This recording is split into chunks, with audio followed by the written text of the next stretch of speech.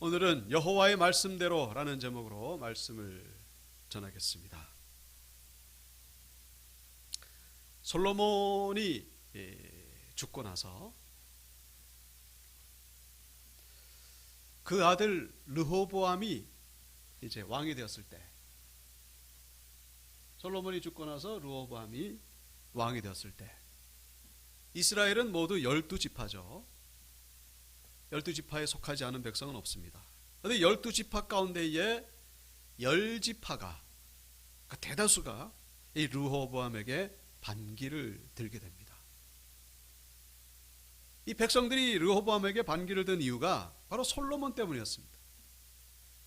솔로몬이 성전 건축함답시고 백성들에게 아주 무거운 세금을 부과하고, 그리고 노동력을 아주 참 무겁게 부과함으로 인해 가지고 이제 백성들이 이제 르호보암이 왕이 되니까, 당신은 아버지처럼 그렇게 우리를 힘들게 하지 말고 우리를 좀 편하게 그렇게 좀 통치해 달라고 이 백성들이 르호보암에게 요구를 했는데, 이 르호보암이 미련하게도 백성들의 요구를 들어주지 아니하고 도리어 이상한 말을 합니다. 나는 우리 아버지 솔로몬보다 더 강력하고 더 무섭게 당신들을 통치할 것이다. 참 미련하죠. 그러니까 이 백성들이 완전히 그냥 돌아서게 된 것이죠. 그래서 르호보암에게서 떨어져 나가지고 따로 나라를 세우게 되는데, 그것이 바로 북이스라엘이고, 이 북이스라엘의 초대 왕이 누굽니까? 바로 여로보암이죠. 그래서 이스라엘이 갈라지게 된 그 출발점이 바로 이 사건입니다. 바로 북이스라엘과 남유다로 갈라지게 된 것이죠. 자, 이 북이스라엘의 초대왕 여로보암이 이제 대다수의 백성들을 이끌고 왕이 됐지 않습니까?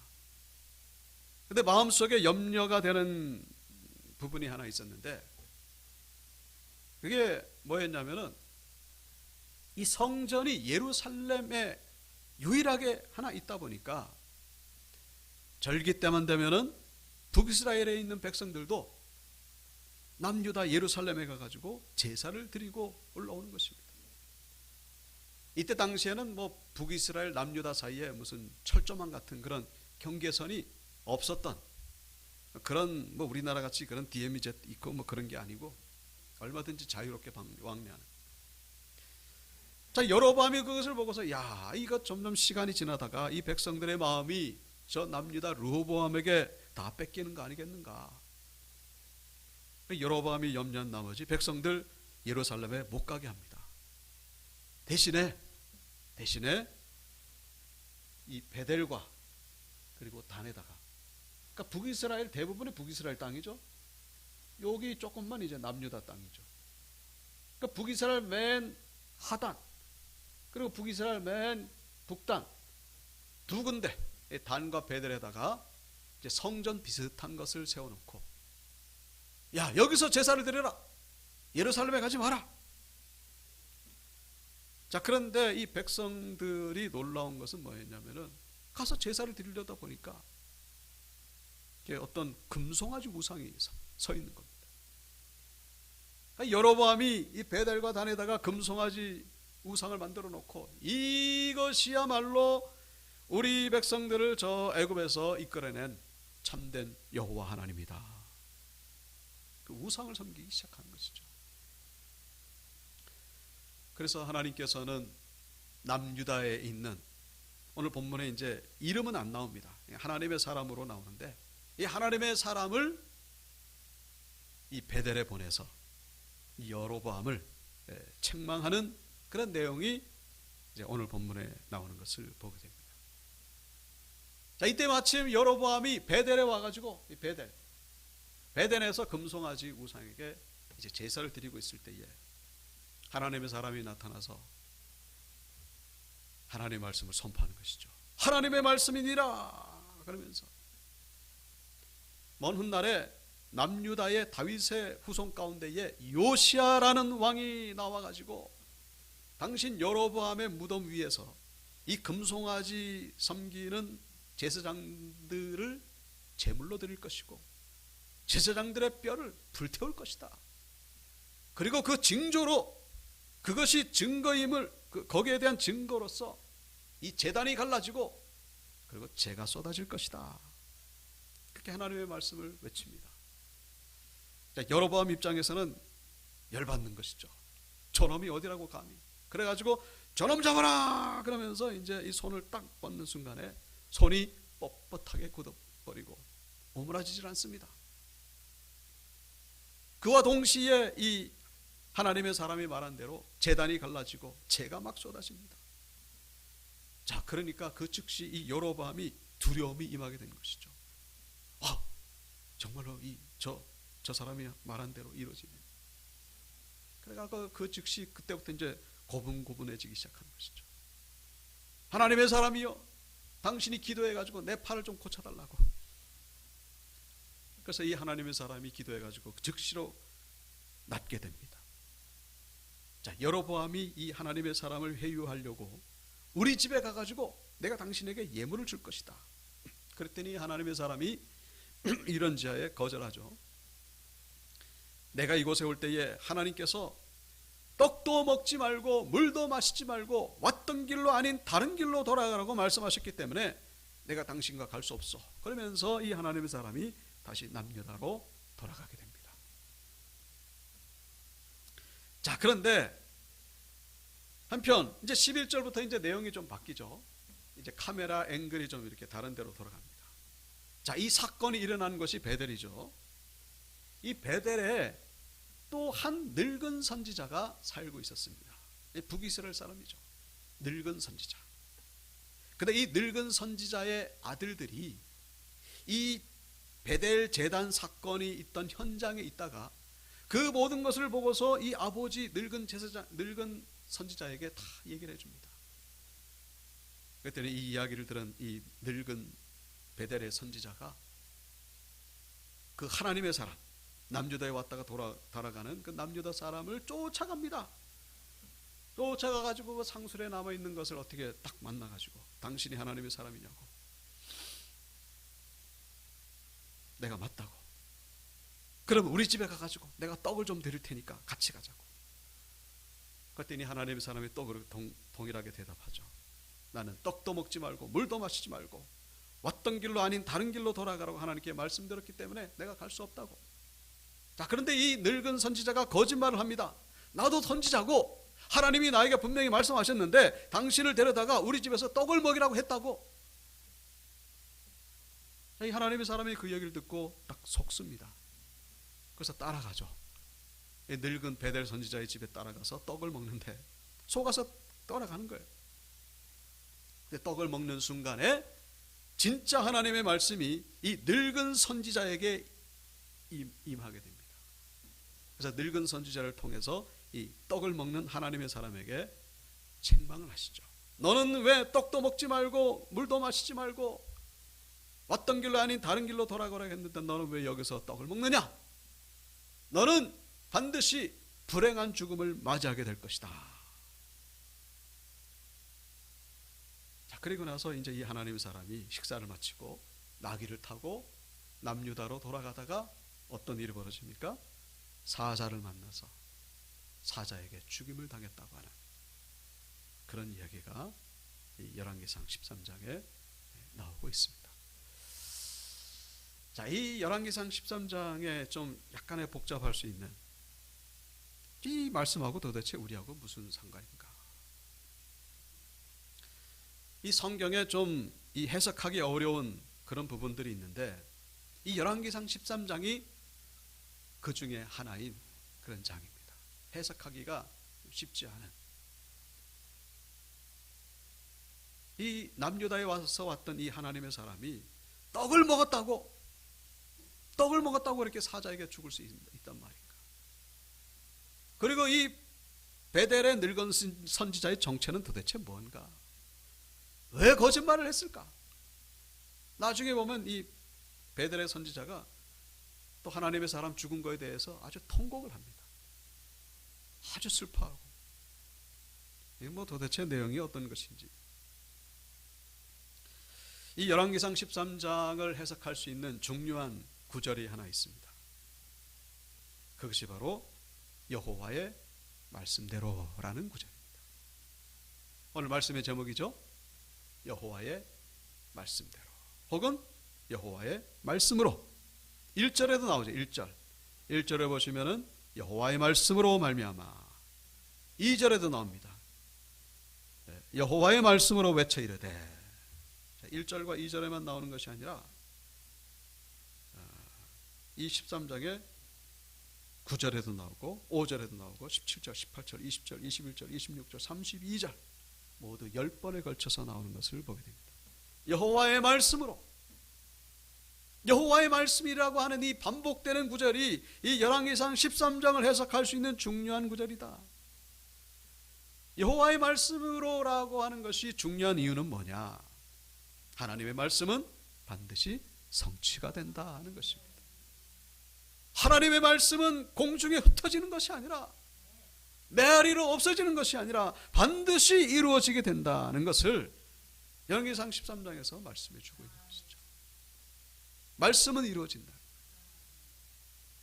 시간이 좀 걸려서 그렇지. 오늘 본문에서 이 말씀의 성취 사건이 한 3가지 정도로 나오는 것을 보게 됩니다. 첫 번째 말씀의 성취 사건은 뭐냐? 바로 이 하나님 사람의 순종이다라는 것이죠. 하나님의 사람의 순종입니다. 그것이 바로 말씀의 성취 첫 번째 사건이다라는 것이죠. 이 여로보암이 우상을 섬기고 있는 곳에 나타나가지고 우상 숭배는 죄다, 그리고 당신은 하나님의 심판을 받을 것이다 이렇게 외친다는 것, 이 결코 쉬운 일이 아니죠. 목숨을 거는 일입니다. 그런 의미에서 볼 때 이 하나님의 사람의 이 순종, 이 순종은 너무나 위대하다고 볼 수가 있는 것이죠. 여러분, 우리 하는 말 가운데에 믿음으로 부름받은 사람은 많은데 순종으로 부름받은 사람은 별로 없다라는 그런 얘기가 있습니다. 뭐라고요? 믿음으로 부름받은 사람은 많은데 순종으로 부름받은 사람은 없다. 우리가 천국 갈 때는 믿음으로 천국 가죠. 그러나 하나님의 뜻이 이루어지기 위해서는 순종하는 자가 필요하다는 것입니다. 순종할 때에 하나님의 역사가 일어나는 것이고, 순종할 때에 하나님의 뜻이 이루어지고 하나님의 나라가 이루어지는 것입니다. 순종하는 자가 별로 없어요. 그런데 반드시 있어요. 그런데 그 소수의 순종한 자를 통하여 하나님의 나라가 이루어지고 있다는 사실, 바라기는 우리 온육교 성도님들이 그 소수에 속하게 되길 주의 이름으로 축복합니다. 순종할 때 믿음을 가지고 천국으로 구원받는 것, 이것도 뭐 쉬운 건 아닙니다만 순종함으로 하나님의 뜻이 이루어지게 되는 사람이 되는 것 쉽지 않다는 거예요. 하나님의 말씀은 반드시 성취되는데 거기에는 반드시 누가 있다? 순종하는 자가 있다라는 거예요.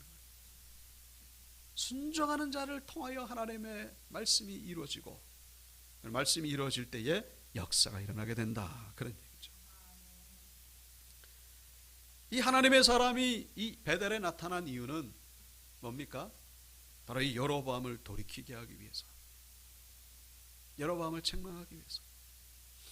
여기서 우리 한 가지 질문할 수 있죠. 왜 하나님은 이 여로보암을 회개할 수 있는 기회를 주신 걸까? 여로보암이 그 악한 우상숭배 죄를 짓도록 그냥 짓다가 하나님의 심판을 받도록 그냥 내버려 두시지, 왜 하나님은 하나님의 사람을 보내가지고 회개할 기회를 주시는 것일까?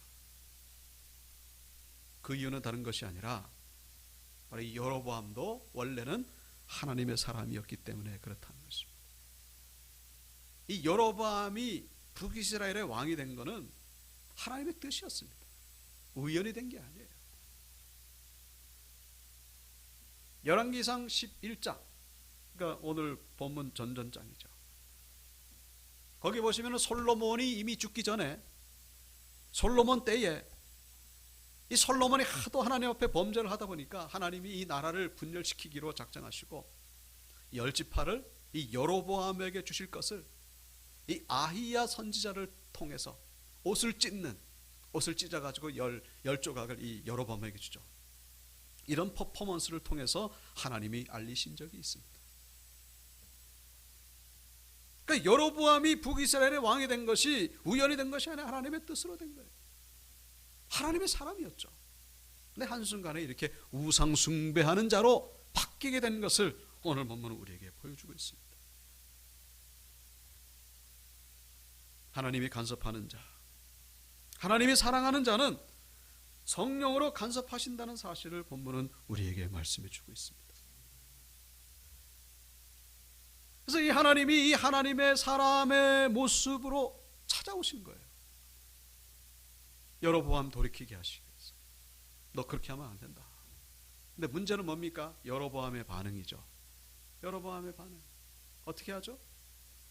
처음에는 뭐 이게 손이 굳었다가 다시 또 이렇게 회복이 되니까 고분고분해지는데, 이 13장 33절 보시면요, 33절에 보시면은 여로보암이 이 일 후에도 그의 악한 길에서 떠나 돌이키지 아니하고 다시 일반 백성을 산당의 제사장으로 삼되 누구든지 자원하면 그 사람을 산당의 제사장으로 삼았으므로 이 일이 여로보암 집의 죄가 되어 그 집이 땅 위에서 끊어져 멸망하게 되니라. 여러분, 이 엄청난 사건을 경험했음에도 불구하고 여로보암이 돌이키지 않았다는 거예요. 도리어 더 크게, 더 악하게. 원래 제사장은 레위 지파에서만 됐잖아요. 근데 레위 지파가 아닌 사람이라도 저 제사장 될래요? 그러면 너 해. 그냥 멋대로 그냥 제사장 삼고, 이 절기 날짜도 마음대로 바꿔버리고 계속해서 우상을 섬기고, 그래서 결국 하나님 옆에서 멸망하게 되었다. 기적을 체험했음에도 불구하고 돌이키지 않는. 자, 그래서 우리 온유교회 성도님들은 기적보다는 하나님의 말씀을 따라가는 자들이 되어야 된다는 것입니다. 기적 때문에 사람이 변화되는 적이 있긴 있죠. 근데 근본적인 해결은 될 수 없다는 사실. 이스라엘 백성들이 얼마나 많은 기적을 체험했습니까? 예수님이 그런 말씀하셨죠. 화했을진저 벳세다야, 화했을진저 고라시나, 내가 너에게 베푼 이 기적을 소돔에서 행했더라면 벌써 소돔은 회개하고 돌이켰을 것이다. 그렇게 수많은 기적을 경험했음에도 불구하고 말씀이 들어가지 않으면요, 변화되질 않아요. 이 기적이 잠깐의 문제 해결은 될 수 있지만요, 그것 때문에 근본적인 변화는 있을 수가 없다는 사실. 기적 바라지 마시고 말씀 따라가시는, 말씀 따라서 사는 그 자체가 바로 더 큰 기적이에요. 여러분, 암에 걸렸다가 기도해가지고 고침받으면 그 기적이잖아요. 근데 그거보다 더 큰 기적이 뭔지 아십니까? 아무 병도 안 걸리고 정상적으로 살아가는 거예요. 그게 더 큰 기적이고 더 큰 은혜라는 사실입니다. 그래서 우리는 날마다 감사하는 자가 돼야 돼요. 이것을 자꾸 잊어버리죠. 암에서 고침받는 것도 기적이지만은 정상적으로 건강하게 살아가는 게 더 큰 기적이라는 사실, 더 큰 은혜고 더 큰 감사라는 사실. 그래서 여호와의 말씀을 붙잡는 자들이 되어야 된다는 것입니다. 자, 두 번째로 말씀이 성취된 사건, 그건 뭐냐? 바로 이 하나님의 사람의 죽음입니다. 하나님의 사람이 어떻게 죽었다고요? 사자에게 찢겨서 죽었어요. 자, 이 부분이 해석하기가 어려운 부분이에요. 순종했잖아요. 근데 순종했는데 떡 한 조각 먹었다고 그렇게 사자에게 찢겨 죽습니까? 너무나 억울한 거 아닙니까? 너무 하나님이 너무 하신 거 아닙니까? 그래서 여기서 이 해석이 갈라져요. 이것은 이 하나님의 사람이 자기 죄 때문에 죽은 거다. 그래도 불순종했지 않느냐? 근데 또 한편으로는 이 하나님의 사람의 죽음을 예수님의 십자가의 예표로, 희생적인 죽음이다. 저는 어디일 것 같습니까? 저는 후자에 속합니다. 이것은 희생적인 죽음이라고 저는 그렇게 해석하고 싶은 것이죠. 자, 이 하나님의 사람이 사자에게 쫓겨서 죽었는데 놀라운 것은 이 사자가 이 시체를 먹지는 않습니다. 우두커니 가만히 있어요. 그리고 더 놀라운 것은 이 나귀도 안 잡아먹고 나귀도 도망가질 않아요. 가만히 있습니다. 그런데 이 현장을 처음으로 목격한 사람들이 이 근처의 동네 사람들인데, 이 동네 사람들이 이걸 발견하고서 이 늙은 선지자에게 알려주게 되죠. 아, 이런 일이 있었다. 그러니까 이 베델의 늙은 선지자가 불이 나게 나귀를 타고 쫓아옵니다. 와서 그 현장을 보고서. 근데 그때까지도 여전히 사자가 움직이지도 않고 나귀도 도망가지 않고. 그걸 이 장면을 본 순간에 이 늙은 선지자가 고백한 말입니다. 26절에 나오죠. 그 사람을 길에서 데리고 돌아간 선지자가 듣고 말하되 이는 여호와의 말씀을 어긴 하나님의 사람이로다. 여호와께서 그에게 하신 말씀과 같이 여호와께서 그를 사자에게 넘기심에 사자가 그를 찢어 죽였도다 하고. 자, 이 사자에게 죽은 것이 우연히 일어난 사건이 아니라 하나님의 섭리 가운데 되어진 사건이라는 것을 이 늙은 선지자가 고백한 것이죠. 자, 이 말인즉슨 이 말을 해석하면 무슨 얘기예요? 이 사람은 정말로 하나님의 사람이었다. 그리고 또 한 가지는 뭐예요? 이 하나님의 사람이 전한 그 메시지는 진정코 하나님의 말씀이었다라는 것이죠. 하나님의 말씀에 불순종했기 때문에 죽은 거예요.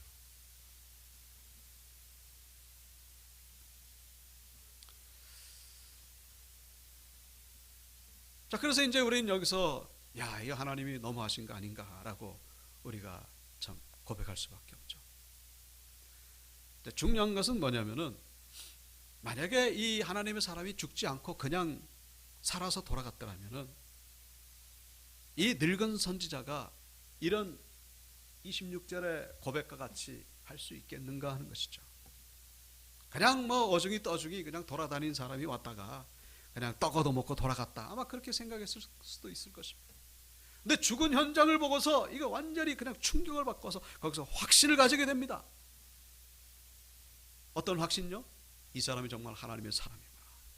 그리고 이 사람이 전한 말씀이 바로 하나님의 말씀이구나. 여러분, 이것이 중요한 이유는 바로 이 열왕기상 13장의 이 주인공은 사실은 이 늙은 선지자라는 것을 우리가 묵상할 수 있기 때문에 그렇다는 거예요. 열왕기상 13장에 나오는 인물이, 중요한 인물이 3명이죠. 여로보암 나오고 하나님의 사람이 나오고 이 늙은 선지자가 나와요. 근데 주인공은 누구냐? 바로 이 늙은 선지자다라는 거예요. 무슨 얘기냐? 하나님이 이 하나님의 사람을 베델에 보낸 목적, 첫 번째 목적은 여로보암 회개케 하기 위함이 있었죠. 그러나 여로보암은요 돌이키지 않아요. 하나님 그거 알고 계셨어요. 그러니까 진짜 목적은 어디 있느냐? 바로 이 베델의 늙은 선지자가 회심하는 데 있었다는 사실. 이 늙은 선지자를 돌이키게 하기 위하여 하나님이 하나님의 사람을 보내셔가지고 죽게 하셨다는 사실. 하나님의 사람이 죽음으로 인해 가지고 이 베델 선지자가 회심하게 됩니다. 그런데 이 사람의 회심 한 사람으로 끝났느냐? 한 사람의 회심으로 끝난 게 아닙니다. 31절에 보시면 그 사람을 장사한 후에, 이 늙은 선지자가 하나님의 사람을 장사한 후에 그 아들들에게 말합니다. 늙은 선지자가 아들들이 있잖아요. 내가 죽거든 하나님의 사람을 장사한 묘실에 나를 장사하되 내 뼈를 그의 뼈 곁에 두라. 하나님의 사람 장사한 곳에 나도 거기 그다 묻어달라. 그리고 또 이 32절에 말씀하고 있죠. 이 하나님의 사람이 말한 말씀은 그대로 이루어질 것이다. 그대로 이루어질 것이다. 이 얘기를 누구에게 얘기하는 거예요? 그 아들들에게 얘기합니다. 그 아들들이 아버지의 말씀을 듣고, 물론 구체적으로는 얘기 안 나옵니다만 하나님의 은혜가 흘러서 어디까지 가는 겁니까? 7대 아하방 때에 그 유명한 선지자가 나오죠. 바로 엘리야 선지자가 나오고, 그리고 또 바알에게 무릎 꿇지 아니한 몇 명? 7,000명. 여러분, 이 우상이 득실득실한 이 북이스라엘에 도대체 그 사람들이 어디에서 나왔는가? 그 사람들이 나오게 된 배경에는 바로 오늘 본문에 이 베델의 늙은 선지자의 회심으로부터 나왔다는 것으로 해석하는 데에 과연 부인할 수 있겠는가 하는 것이죠. 하나님의 은혜는요, 겉으로 드러나진 않습니다만 그 속으로 계속해서 흘러가가지고 엘리야 때까지 흐르고 그 바알에게 무릎 꿇지 않은 7,000명으로 흘러가고 있다는 사실. 북이스라엘은 멸망합니다만 그 중에서도 구원받을 자는 구원받게 된다는 사실. 그 출발점이 어땠다는 거예요. 오늘 본문에 나오는 이 사자에게 찢겨 죽임, 죽음을 당한 하나님의 사람. 하나님의 사람이 죽음으로 인해 가지고 이 베델의 늙은 선지자, 여러분, 이 베델의 늙은 선지자도 사실은 늘 갈등 속에 있던 사람이에요. 왜요? 저 왕이라고 하는 여로보암이 우상을 섬기는데 우상을 그렇다고 따라갈 수도 없고, 왜냐? 내 마음에 신앙의 양심이 있으니까. 그렇다고 내 혼자 하나님을 섬긴다고 그럴 수도 없고, 왜? 저 왕에게 죽을까 봐. 죽음이 두려우니까 이러지도 못하고 저러지도 못하고, 그러다가 무슨 소리를 들은 거예요? 저 베델의 제단 사건 속에서 하나님의 사람이 나타났다는 걸 보고서 쫓아 달려간 거예요. 왜냐? 이러한 전국에 하나님의 사람이 있다는 것, 그게 너무나 놀라운 거예요. 여러분, 북이스라엘만 우상을 섬겼다고 생각하시는데 남유다도 마찬가지입니다. 남유다 솔로몬이 어떻다고요? 솔로몬이 하도 범죄를 하니까, 우상 숭배하니까 나라가 갈라진 거예요.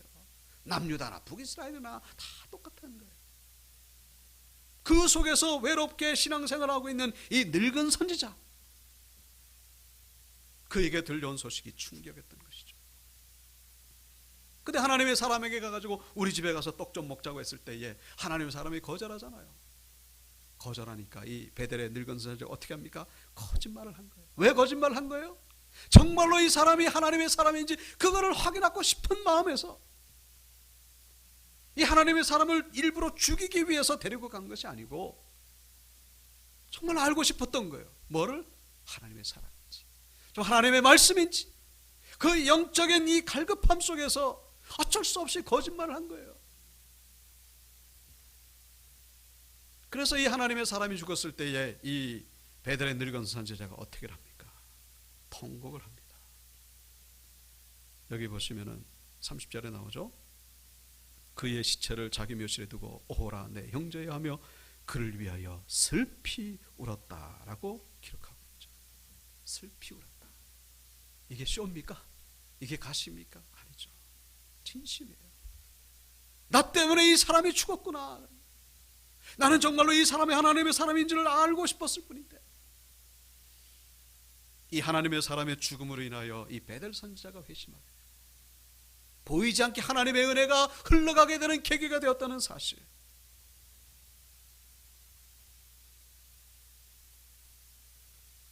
성경은 이러한 사실에 대해서 뭐라고 말씀합니까?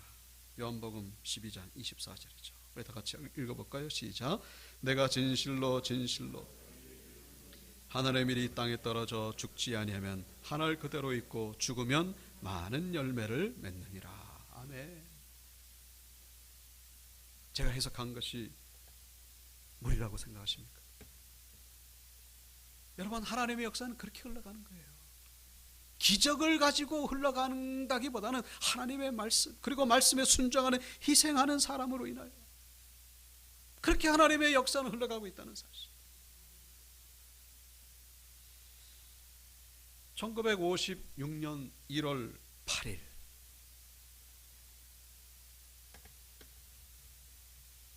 이 미국의 휘튼 대학교를 졸업한 5명의 선교사님들이, 휘튼 대학교라고 하면은 빌리 그레함 목사님이 졸업한 아주 유명한 대학교입니다. 이 졸업생 5분이 이제 남미의 그 에콰도르, 들어보셨죠? 에콰도르 그 밀림에 사는 아쿠아 부족에게 전도를 하기 위해서 떠나는데, 전도하러 갔다가 그만 56년 1월 8일 그 부족 원주민들이 던진 창에서 다 죽게 됩니다. 그런데 그때 당시에 이 선교사님들 5분이 다 방어용 총을 가지고 있었거든요. 방어할 수 있음에도 불구하고 총을 쏘지 않은 이유는 전도하는데 방해가 될까 봐. 그러다가 다 죽은 거예요. 그래서 이 일로 인해 가지고 아주 미국 전체가 슬픔에 잠긴 적이 있었죠. 그렇다고 뭐 부족민들을 뭐 다 잡아서 죽입니까? 그때 찾으려고 하니까 또 막 다 밀림 속으로 들어가고. 근데 이제 1년 뒤에 무슨 일이 있었냐면은 이 일로 끝난 것이 아니고 이 순교하신 분 가운데에 짐 엘리엇의 부인이 되시는 엘리자베스 엘리엇. 이분은 젊어서 돌아가셨고 이제 이분은 나이가 많으셔서 이제 돌아가셔서 이렇게 연령이 차이 있어 보입니다만, 이 엘리자베스 엘리엇이 이제 간호 기술을 배워가지고 1년 뒤에 바로 남편이 죽은 그 아우카 부족에게 다시 찾아갑니다. 그런데 여성들에 대해서는 적대적이지 않다는 것을 안 이 엘리자베스 엘리엇이 그곳에 가가지고 아주 희생적으로 봉사를 하고 복음을 전하고, 그래서 6년 만에 부족민들 거의 모두가 다 예수를 믿게 됩니다. 그리고 이 5분의 선교사님들을 창으로 찔러 죽인 그 5명의 원주민들은 4명이 목사님이 되고 1분은 전도자가 됩니다. 참 영화 같은 그런 감동 드라마죠. 그래서 이 스토리를 가지고 소설을 썼어요. 누가?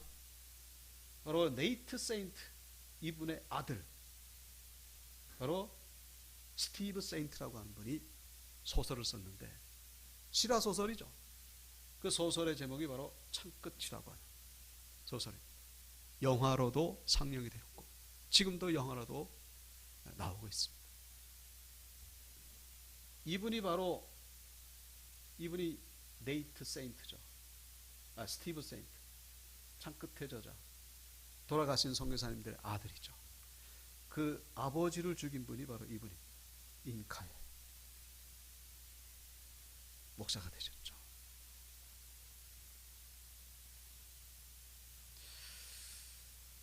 자, 오늘 본문에 나오는 이 하나님의 사람의 이 영적인 의미가 바로 지금 말씀드린 이 선교사님들과 같지 않을까?